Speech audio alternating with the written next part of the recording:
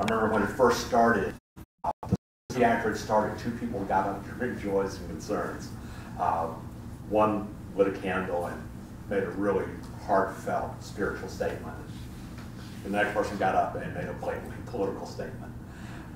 We try to stick with the spiritual and stay away from the political. But inequality is bad. I have a colleague who used to be in Winston-Salem, North Carolina. He told me how he's trying to get around using more religious and traditional language with his congregation there, but people had trouble with the word inequity. They just didn't get that one, so he just changed it to inequity. And it seemed to work really well and got the same point across. Gross inequality is bad in many ways. Economically, politically, socially, morally, religiously. Economically, it's really bad for the economy. Because when you have those great concentrations of wealth, you also get great concentrations of power, and those who found this nation as a democratic nation, their greatest fear was the concentrations of power, because they thought that was the true threat to democracy. And when we have the greater concentrations, the people who really not necessarily suffer the most, but perhaps do, but start to disappear, are the ones in the middle. The more wealth is concentrated with a small group of people, not only are they more poor, but people sink from the middle class into the working class, into the low-income groups. And when our country was founded, people knew, like Jefferson, that we had to have the independent farmers, we had to have the independent shopkeepers, we had to have the craftsmen who made things, and they were the ones who would really drive democracy. If they weren't around, we'd be in real trouble. This is especially true in what we have now as a consumer economy. Our economy is basically run on people buying stuff. Well, if there's a few people with zillions of dollars and a lot of people with no money, we're not buying stuff. I mean, anything between Walmart and Neiman Marcus is in trouble. It reminds me of the 1920s when we had a similar situation. And at that time, in the 1920s, the fur business was going great guns. I mean, there was this huge trade in furs. They were doing really well. Cotton textiles were in trouble. What does that tell you about how things are going? And it ends up with people having a sense of hopelessness. There's just nothing I can do. I'm never going to get ahead. I'm sure I'm going to be one of the super rich, and what else is there? Politically, it's bad. Unfortunately, wealth and power influences elections. It becomes possible to almost buy an election. I would hate to see the cynics proved right when they say, oh, we have the best government money can buy. I don't want to see a for sale sign on the White House. I don't want to see it on the State House. I don't want to see it on the City Council chambers or the County Board of Commissioners or the state legislature. But if we have an insufficiently educated and aware populace and people can pour unlimited money into elections, that's liable to happen, where we will no longer have real democracy. But as Alexander Hamilton advocated for, an aristocracy of wealth, which will run the nation, leaving people with a sense of helplessness, that there's nothing we can do. Socially, it's bad. Loss of community, loss of common purpose. When we become so divided, we have the loss of institutional support for the institutions that help people move up the ladder. And all of a sudden we have, surprise, surprise, less and less support for things like higher education, or public schools, or the state archives, which have been closed, or for local libraries, which are shutting their hours down. If you're part of the truly wealthy, you don't need them. Private institutions will fulfill your needs. If you're not, if you are working, lower, middle class, you depend upon them as your avenue to better yourself. It fractures society into us and them. Morally, it's bad because it damages every class. To use an old example, think of slavery. Of course the slaves suffered, but so did the master class. You cannot be an owner of human beings and maintain a strong morality. It has to eat away at you. You lose touch with the people. And the people in the middle, during the slave era, do you ever notice how there's almost no immigration into the southern states during the early 1800s? Because you would have to be competing with labor. Who can run a shop, be an artisan, or have a small farm if you're having to compete with slave labor? It's just impossible. So they're as bad as well. But we're at Georgia Mountain Unitarian Universalist Church, aren't we? And we are not an economic forum. And we are not a political action committee. We are not a social club. And we are not a society for the discussion of ethical and moral issues. We're a church. So we're more interested in religion. When the Occupy movement first started, Jim Wallace, the editor of Sojourners, had an open letter to the occupiers. I would strongly commend Sojourners to you. We might call it an evangelical liberal magazine. They are clearly evangelical Christians, but they are more progressive than most secular liberals I know. And he had advice to these people. It was really interesting. First, he told them, try to demonize the people you view as your opponents. They are trapped in a system just like you are. So don't start off by demonizing people. And instead of simply attacking, offer new vision. There's a political organization I went to a couple of times my first 6 months here, and I quit going. Because when I got there, all I heard was people complain. We don't like this, we don't like that, oh, those people, wah, wah, wah, wah, wah. You know, what are you going to do about it? And I never heard them wanting to do anything just to complain about the people around here. So, why bother? I quit going. He also told them to keep asking, what is a just economy? And not to get caught in the utopian trap. Well, this is what perfection is, and so that's what we've got to have. And if somebody isn't working for what I think is perfection, by golly, I'm not going to support them. That will get you absolutely nowhere. He tells them you have to be practical and specific both. And you have to remember to keep driving both the practical and the moral issue and keep them tied together. Don't give up on leadership per se. He said to the occupiers, yes, we are all disappointed with the leadership in Wall Street and in Washington. But to change things, we're going to have leadership. Leadership which is new and innovative. So don't just say, oh, we don't want any leaders, because that's not going to happen. We're going to need people to help lead us out. Nonviolence is not a critical tactic.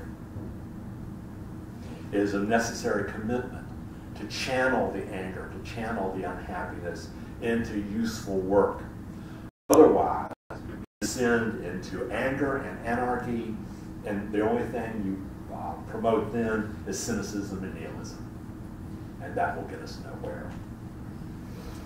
Consequently, it is always good to cultivate humility. Remember, there's a larger narrative than ourselves playing out here. If we make it all about us, we lose focus. And do not let go of your hope. This is tough when you're an idealist. I know there's a lot of idealists in this room. Idealists are always disappointed because we want the ideal result, and we never get it. So, should we not know? The thing is what you do is you realize, you stay an idealist, work for the ideal, and know you're not going to get it, and be okay with that.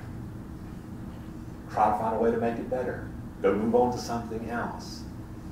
You can't just get mad because things didn't go perfect the first time and just sit home and grump about it. And finally, whatever you think of organized religion, remember, change requires spiritual as well as political resources. It won't happen without it. Boy, and that gets us back to that religion thing. You're probably wondering when I was going to start talking about Paul. Here he comes.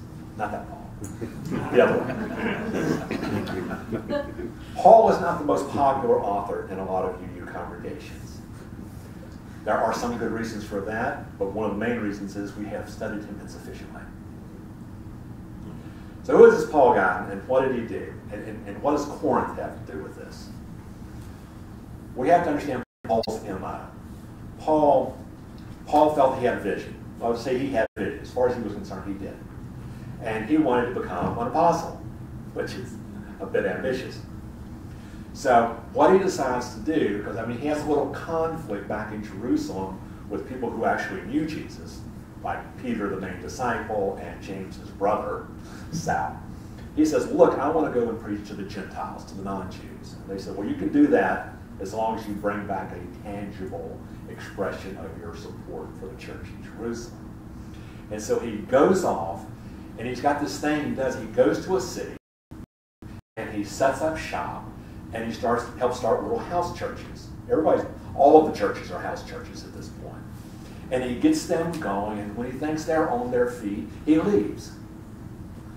He goes to the Galatians, starts churches there, leaves.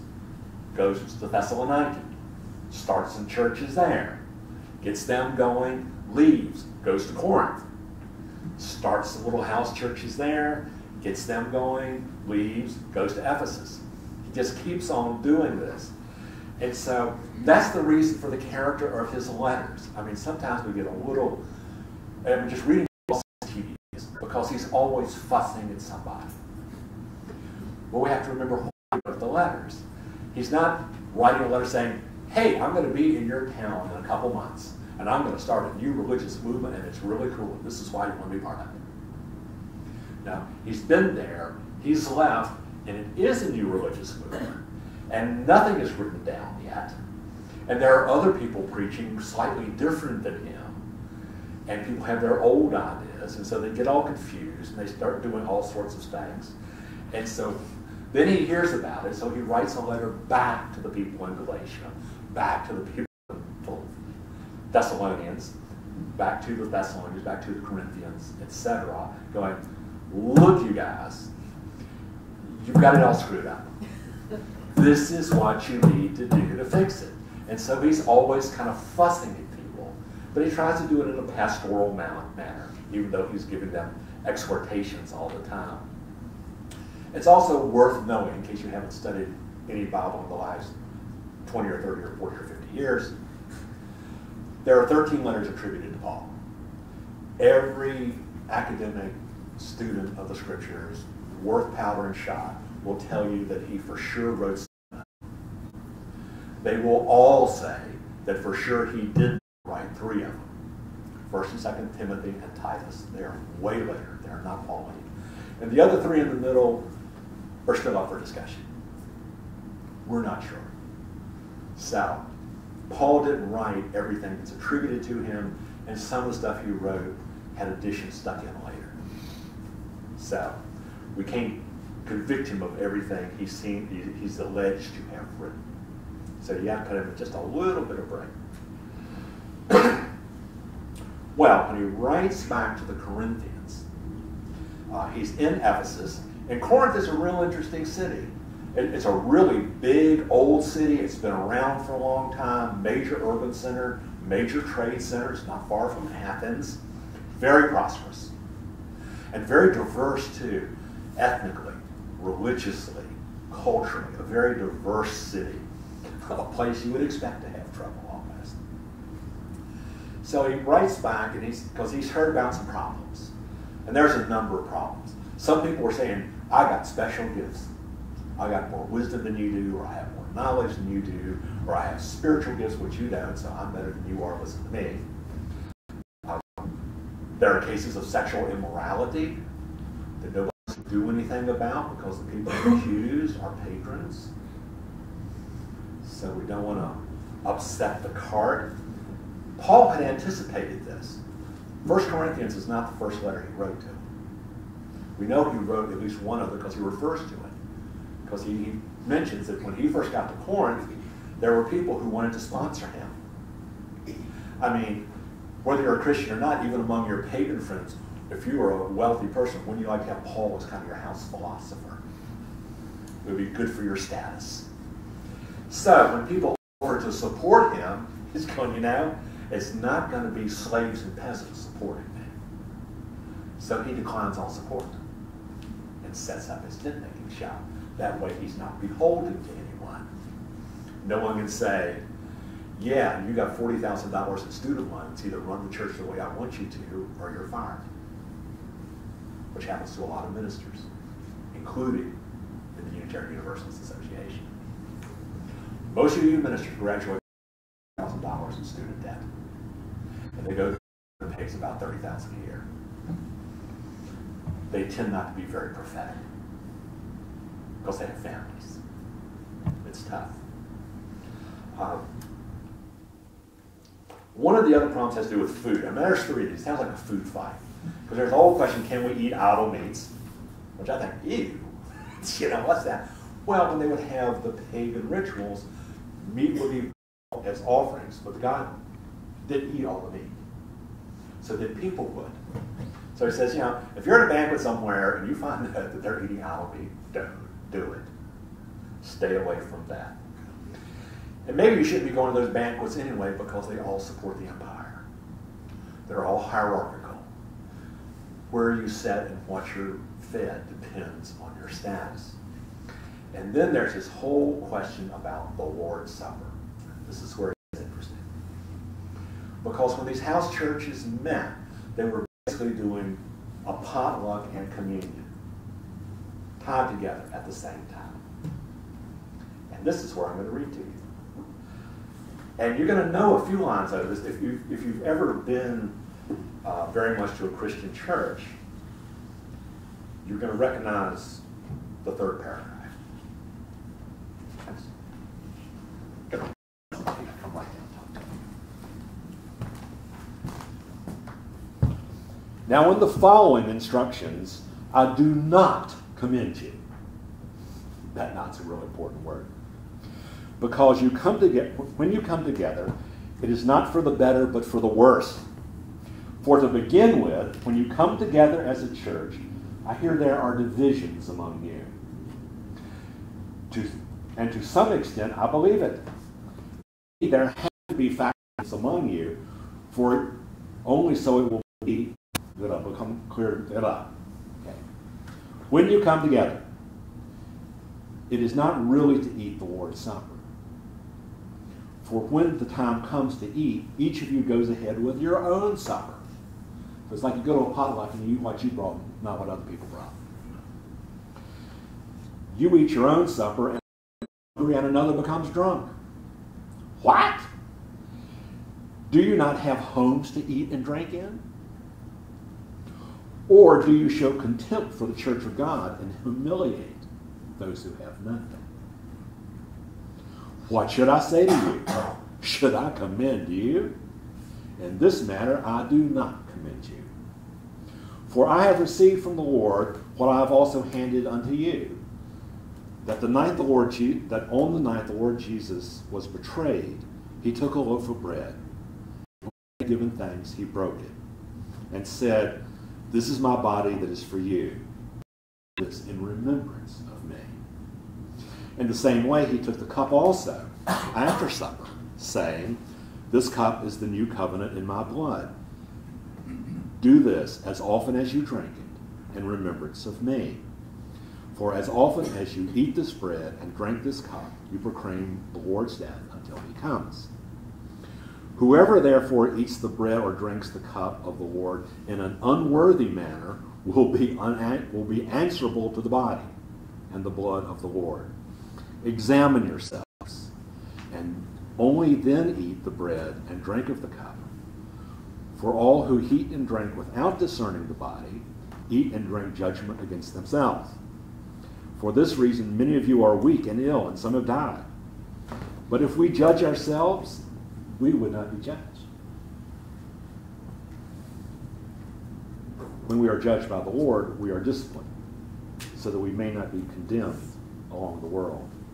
So then, my brothers and sisters, when you come together to eat, wait for one another. If you are hungry, eat at home, so that when you come together, it will not be for your condemnation. He says, and I got other stuff to talk about too. What's going on in Corinth is when they would have their church meetings. Well, the wealthiest people would get there first. Well, you know, the richer you are, the less you have to work. So they would come early, and they would bring a lot of good wine and really nice dishes. And then the people who maybe are minor officials, they get there a little bit later. And the slaves had to work until dark. They would get there last. And what was happening is there was not a potluck. It was not a communal meal. The people who were wealthy would get there early, eat the best food, sit around and drink. And by the time the slaves got there was nothing left to eat. And the leadership was drunk. This is not church, Paul's telling them. Even in the church at Corinth that Paul had started, they were suffering from gross inequality of wealth and not dealing with each other. The body, the group, all of them. That's why it says, you know, you'd be better off if you didn't even go to the banquet. And it struck me reading that in most churches they use those words of Paul when they do communion. And I wonder how many people realize that this is in the middle of a larger section where he's fussing at people for playing out inequalities of wealth. And it's important, I think, to keep that in mind. Those are the issues. He's not happy with the way things are going there. That inequality equals iniquity and is antithetic to the church. Too much stuff is distraction unto death. Just like Jesus and the rich young man. The guy had so much stuff, he just couldn't leave it all. It got in his way. I mean, Jesus wasn't kidding when later, when he's talking to his disciples, they're going, oh, does this mean we all have to be poor? He has to settle them down and say, look, here's the truth. It's going to be easier for a camel to get through the eye of a needle than it will be for a rich person to get into heaven. Why? Because wealth is bad? No. But because they're so distracted and so consumed with their material possessions that they lose sight of that which is more important. That's what he's warning against. It's not money that's evil, it's the lust for money that is evil. When that drives you, you're in big trouble. What's advocated by the church is radical sharing. The idea is, look, actually, none of us made anything. Everything we have is given to us. Everything in the universe was there when we got there. We didn't make any of it. And we all have gifts and different abilities. And we didn't make those necessarily. We trained them, we honed them, we don't make them. So, all is given, and all are blessed. Therefore, all is to be shared. It is our religious duty, it's our calling, whether we're Jewish, or Christian, or Unitarian Universalist. That has always been at the heart of who we are. That is the one call that overwhelms all others. It's a radical hospitality. It's thankful for what we have, grateful for what we have, and share the abundance we have. So not so. That's the whole message. Old Testament, New Testament, New theology. That's what it's all about. practice that to our own benefit and to those around us.